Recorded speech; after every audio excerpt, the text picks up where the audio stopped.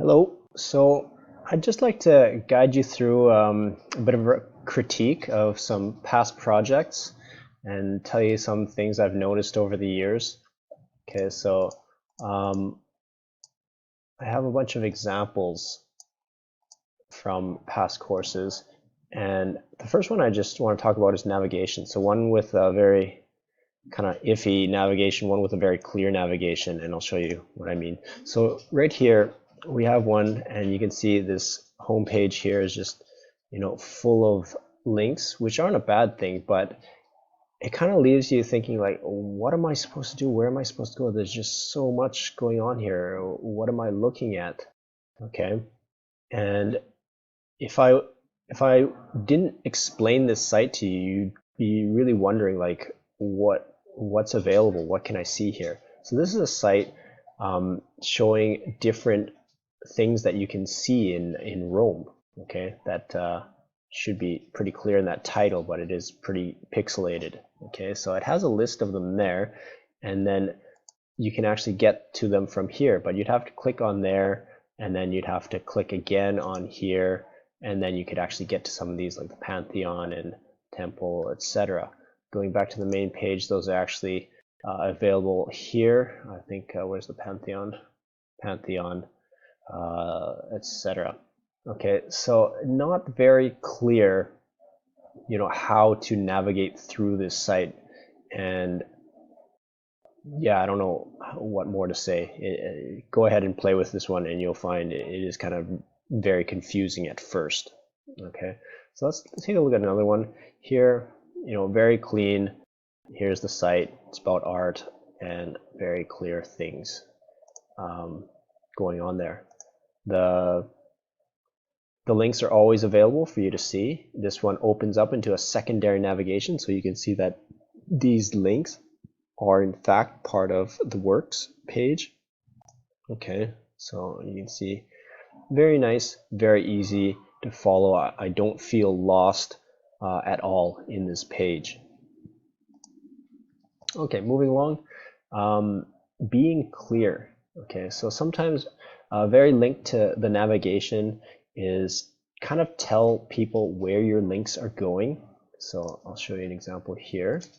So here, this person has links to various things, and you can see that it tells you where exactly you're going. Okay, so if I click on this link, I'm going to be taken to Amazon. It's going to talk about some collections and stuff like that. If I click on this link, I'm going to go to eBay, and they're going to show me some books and stuff like that. So these are very useful to kind of let people know what's going on, where they are, and where they're going to be taken to. Okay, which is a very important thing. You don't want your audience to be confused about where they're going or where they could go. Okay, so really think about that when you're making your projects. You want your navigation to be very clear and let people know exactly how they're going to browse, what they're going to see, and what they're going to look at. Okay. Other things about links is you have to be careful about how you style your links, because I often see people can sometimes make links, but they don't look like links, so people don't know that they should click on it, and basically you've kind of lost some how do you say, some people browsing your information. They just don't see the information that you have, okay, because they don't know that it's linked, so they don't click on it. Or the other thing is making things that look like links but are not links. Okay, do you see the links on this page? Well, obviously the navigation bar, but here too. Do you see any links? Okay, well, you might say, well, that should be a link, but look, if I put my mouse on top of it, it's actually not a link. How about this one? Right, I put my mouse on it, it's not a link. That's weird. Blue and underline, right? Blue and underline by default always screams link. Okay, and the fact of making that blue and underline and not a link is going to confuse your audience, and be like, I want to click on that, but I can't, right? The links are actually here. Same thing is if you, let's say I wanted to actually link to Fashion Club and I left it like that, you wouldn't know to actually click on that, right? Because it looks like the other text. So make links look like links, and if they are not links, don't make them look like links, right? Okay, other comments. Navigating experience. Okay, so let's take a look at this next example here. So what am I looking at here? Which page? Is this the home page? We have no idea of telling if this is the home page or not, right? Let's click on a page right here. Let's click on macarons. Okay.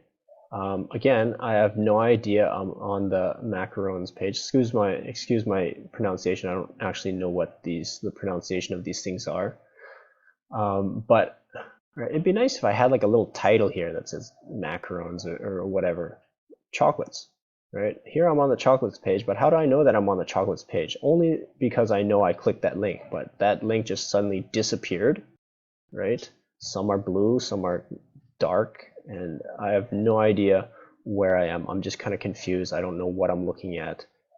Only if I spend time to read would I know what I'm looking at. And a lot of times, visitors of websites don't actually take that time to go into in-depth reading. They need to know where they are immediately. Okay, so make that very obvious. If I click on contact us, it should say contact us, or at least highlight that link. I don't know why it disappeared. It should stay there, maybe be a different color just to show you, maybe a different background color. If I click on chocolates, maybe this chocolate should have like a dark background color just to indicate that I am in fact visiting the chocolates page, right? And again, a title is indispensable. Maybe I'll mention another thing that I don't really like about this page is this logo takes up, more than half of your real estate, right? On every page this exists. And what if my browser was actually smaller? What if my browser was, let's see if I can get this to, no. Let's try to get this browser size a little bit shorter. What if my browser was actually like this? Okay, it would actually appear like there's no content in this page, and go to chocolates, like, oh, well, this website looks exactly the same no matter where I go. And I would actually have to scroll down to actually see the content. So be very careful about that. Important content should be visible immediately, right?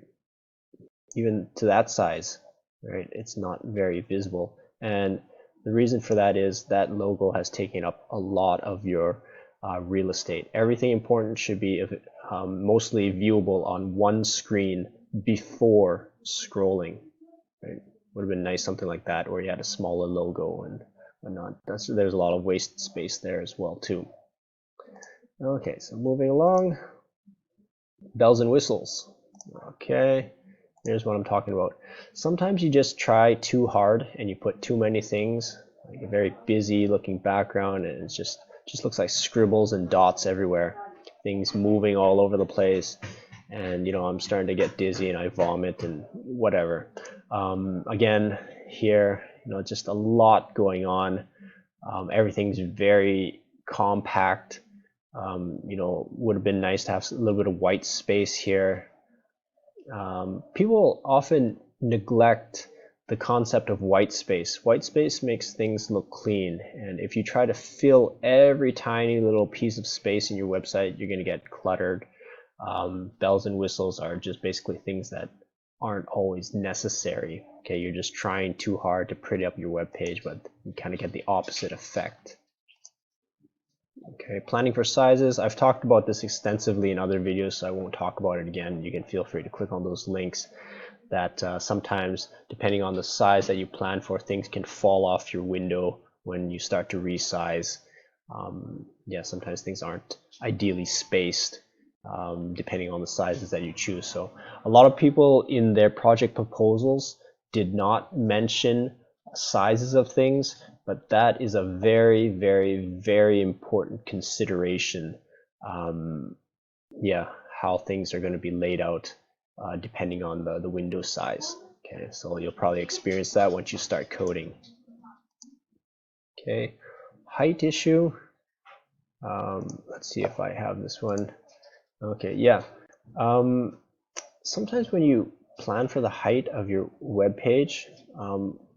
I don't really see a reason for this. So this person made a scroll bar, which is, you know, kind of cool, kind of proves that you can make a scrolling, you know, box. But, you know, why didn't that just extend down here? There's no reason why it shouldn't. There's all this space that's left over, right? And it wouldn't have cluttered the page too much just to let that come down. So yeah, that's kind of what I mean by planning your height. Sometimes, usually if you don't define your height and just kind of let your content dictate your height, that should be fine. But yeah, kind of looks funny to me. And no footer.